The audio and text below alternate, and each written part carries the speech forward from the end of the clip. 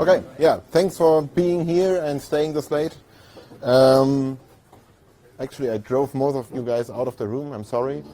So I'm talking about a platform that we are building for collecting actually data. Usually these days this is done with these type of devices, but actually for collecting Nautic data that's not possible. So we are building a platform for this, and this is what I'm talking about. So I've given you an overview and the motivation why we actually do this. What needs to be done with respect to data collection and data processing, although we focus on the first part of that. I talk about the hardware setup, requirements, features. I have a little block diagrams here and device selections we did so far. And in the end, I show the project status and the next steps that are coming up. And then in the end, there's a small wrap-up. So let's start with, you all are sailors, right? So I don't need to talk about this. Who knows Nautic maps and has seen one? Well, that's a lot, kind of half of the people. So I just quickly walk you through. You probably don't know this one, but actually this is easy. So you have those lighthouses that have multiple sectors with different colors. So you actually know where you kind of are. There are a lot of different types of buoys scattered around, and the most important thing for sailors actually is that you don't want to drive on ground. And this is here, those lines and those marks here are marking shallow waters and stones that are somehow hidden beneath the sea level. So this is very important information to actually safely sail through waters. So now, why do we want to do this? So let's have a look at the current state of OpenSeaMap. This is how South Manhattan is currently looking. And this is a NOAA map of it. So here you see much more detail with actual depth levels and shallow water areas here. And a little bit better it is here in the Kiel area. So we have the lighthouse of Kiel on the top right corner.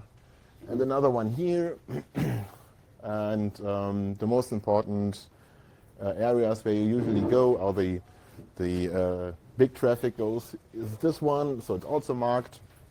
That's quite interesting.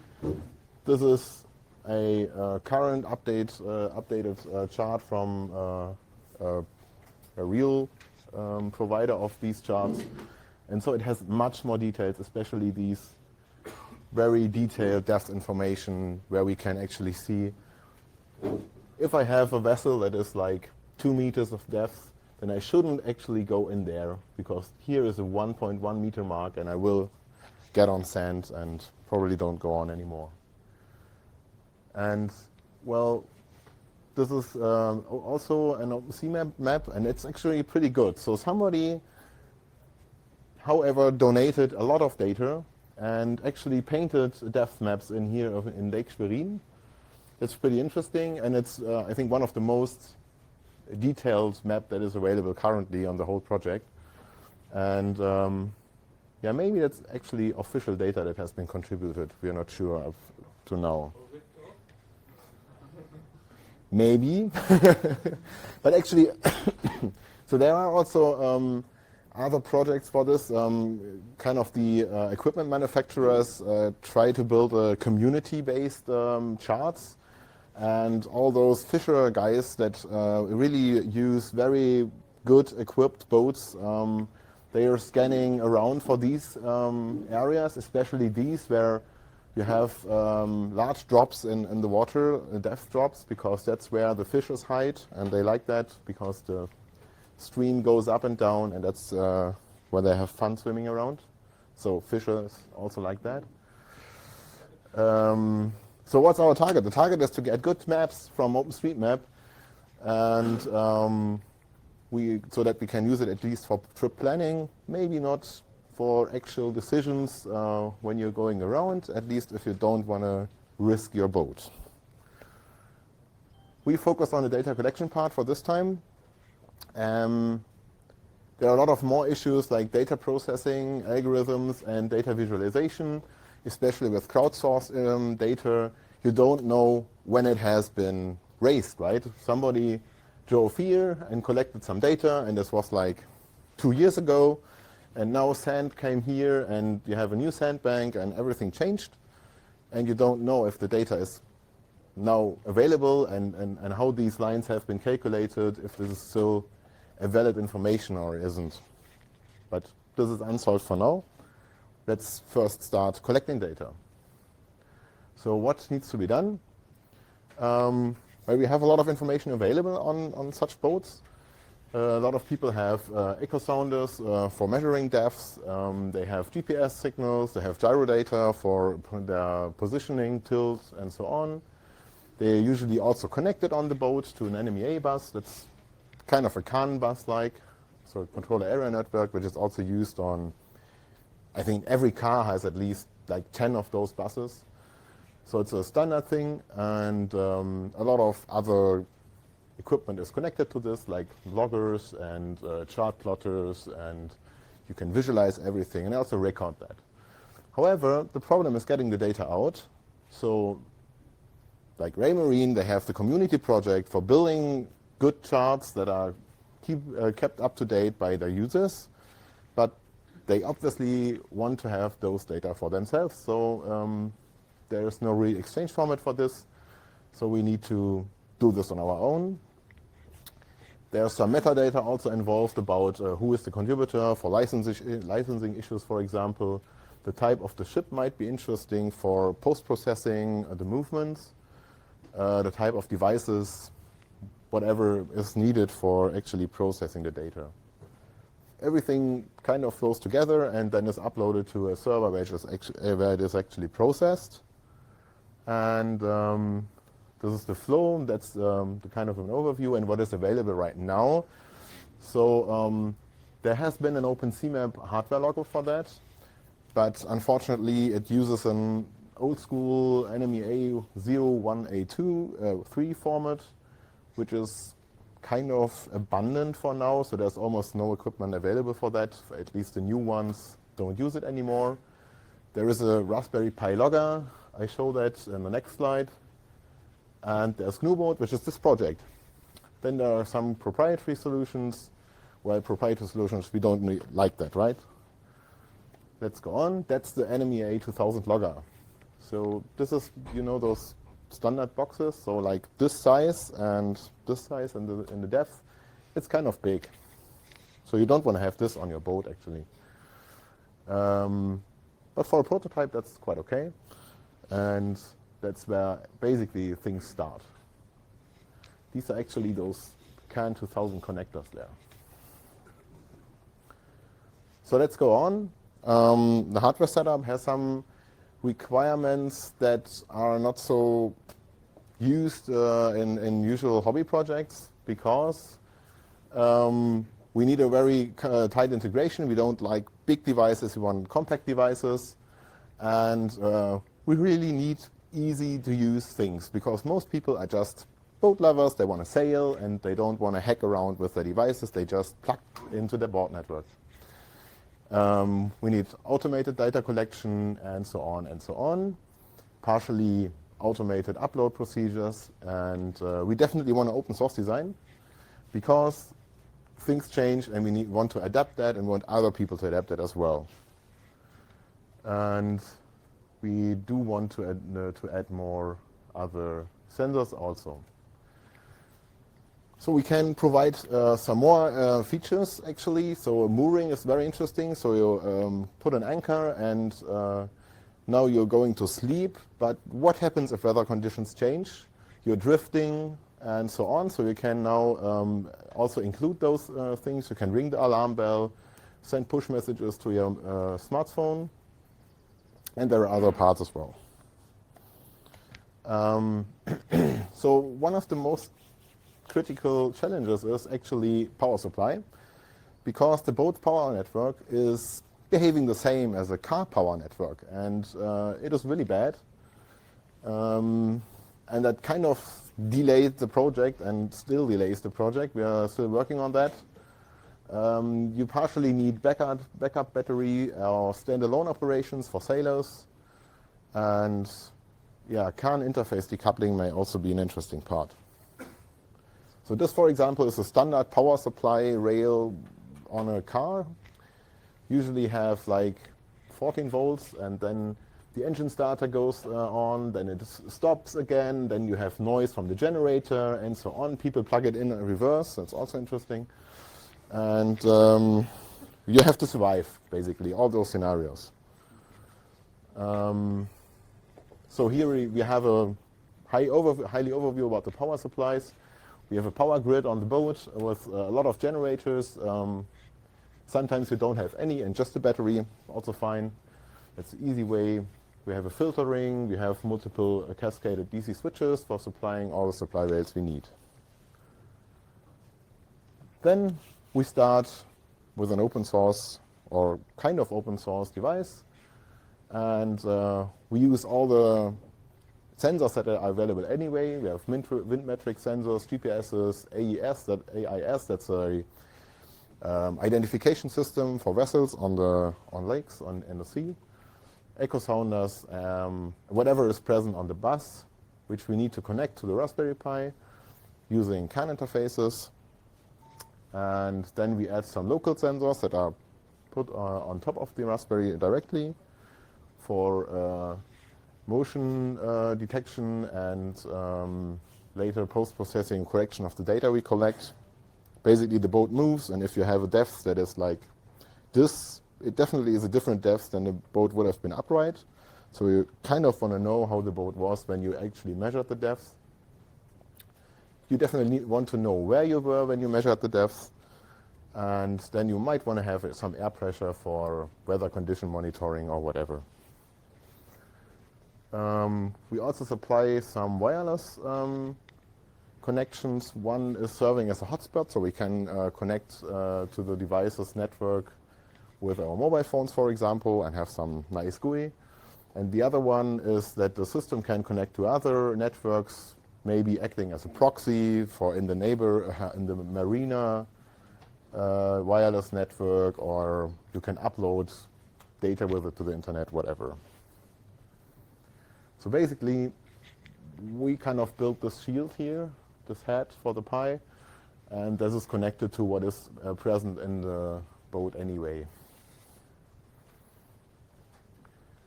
So we have a lot of devices to select.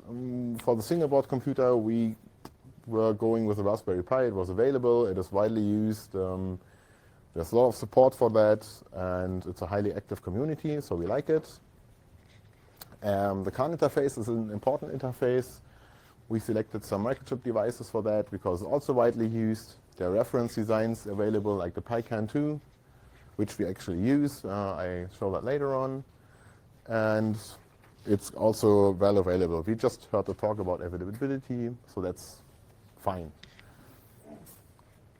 We like to add the barometric sensor. This is quite good, reasonable, accurate. Also available, that's nice. GPS system, we actually didn't really selected it yet, but these are some candidates. We want to use a module because we don't like to do RF routing on our PCB, so let somebody else do it, who is hopefully better with this. And we need definitely an external antenna because this box is probably mounted somewhere in the hull of the ship, which might be metal. Yeah, the IMU is also not yet selected, but a good candidate is the one here because there's also prototyping available, and at least DigiKey has some of those available. Yeah, the wireless interface, it's generic, it's a USB interface, so we just need driver support and hotspot support. That's basically it. We kind of delayed the whole project because of we do something else for daytime job, and it was a lot of things to do during the last months. But we did do something, and we built a prototype setup, and that basically uses a echo sounder. ARMA is basically the only producer of those, so independently of who actually prints its name on it, it's usually one of those. And we used an old Raspberry Pi and a PiCan 2. We built some power supply switches here and then connect everything together. That's it. So that's a very small boat, but you noticed that probably. So that's the EcoSonar. We have a little USB hub. The Raspberry Pi is down here or got out there. Well, it's a remote controlled boat, so we have some stuff in there which is not used by us actually. This is the software stack, which is completely available and running and open sourced, and the website is somewhere in the back. So we have a configuration that's automated, deployment is automated. We have daemons that take care about the data, and we are logging everything, and there is a nice web client. Yay. So the next steps are, actually, currently we are running a demo. That's nice. We are kind of through block level planning. Power supply planning is in progress. We actually currently build a battery health monitor which integrates a power supply and also the CAN interface, which can be reused for this project, or actually this is part of this project but a different task. And we need help. So please, if you now think, yay, that's a nice project, I want to support it, here we go. Let's have a talk later on. Yeah, wrap up. We want to do this. And to test our stuff, we need this. And then in the end, we want to do this. Thank you very much for staying here.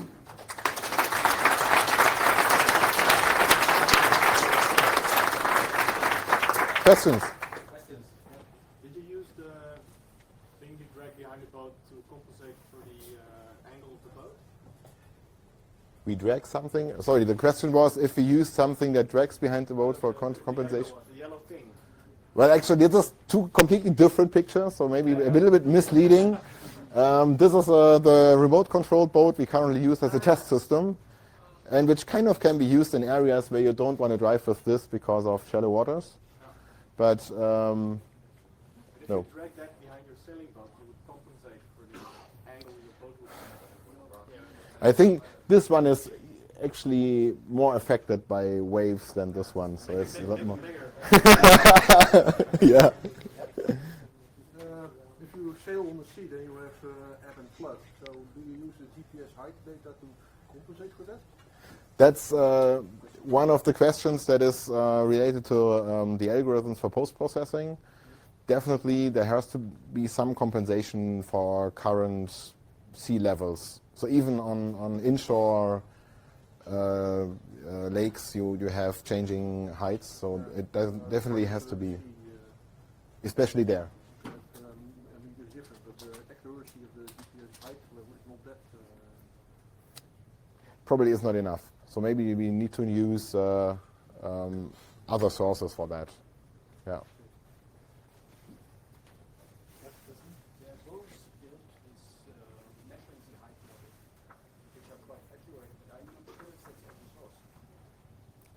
So the question or comment was that there are boats that are built with buoys. Okay, yeah, buoys built with accurate measurements. Yeah, I know some of them are used as precursors for like typhoons or something, and other wave things that are going across. I don't know if they are public. You can also use the tables for finding out what level will be. Yeah. We have, okay, one question here, then there, then there, and then here. Have they tested the accuracy of the data against telemetry data? About so is the data tested against which data? The telemetry data that's actually collected with sonar. Not yet, no. So it is not tested against any other data right now. Yeah. Sorry. I wanted to set up a setup like this and pretty much constantly feed the data out. How much would I need to do? Like, let's say, the coming savings season. Yeah, the question is if what has to be done for continuously transferring this data to any server, right? Well, also, basically, how much time roughly would be involved building a setup like this, putting it in my boat, So this setup, right now, I would say like not a day, because you basically just have to buy stuff, hook it up together, and then run the software on it, which is available from the website. As long as I have internet connectivity there. Yeah, and be careful with the power supply. So that's not designed for actual boat power networks. Okay, we had one question. Yeah, there's a Dutch project I was involved with, which actually uses inland shipping boats, connects your GPS on the phone, or on, effectively does the same, and then also runs some checks against the telemetry data to see what they connected. So I'd like to introduce you to that if you have some time afterwards. Yeah, great. So the comment is that there are a lot of other projects going on in this area, and we will hook up later on. Thanks. So Alan. You may have answered this, and I missed it. How big is the yellow one? How big is the yellow one? The yellow one, like this. So this is the size of the small yellow you see there, the small yellow boat. So it's a toy. Asked for support. How do you imagine to get remote support for hardware? Remote support. Is about that? So basically, it's about the question is about how we can provide access for the hardware. So right now, No. How you can get support remotely for hardware. For software remotely is never a problem, but for hardware it seems more difficult. basically we check the schematics and everything into a Git repo, and then you can work on it, and then we can sort it out just like software. You have to put a sponsor on it and get some money. On the tiny yellow thing, okay. Who wants to sponsor a logo here? It's a nice thing. It's very good visible, and we will also travel to whatever it needs. We will. No. Any other questions? Okay, thank you. Oh, sorry. I have I haven't been from the beginning, but this project is only for OpenSeas or also for the river. No, it doesn't depend. It's for both. So it's basically for all the shippable areas, or not, also non-shippable areas where you want to know about depth. Yeah. Have you tried with the proprietary interface instead of NMEA 2000? Well, NMEA 2000 kind of is a proprietary interface, so you actually have to be a member to get official knowledge about the messages exchanged. There are libraries that know about that.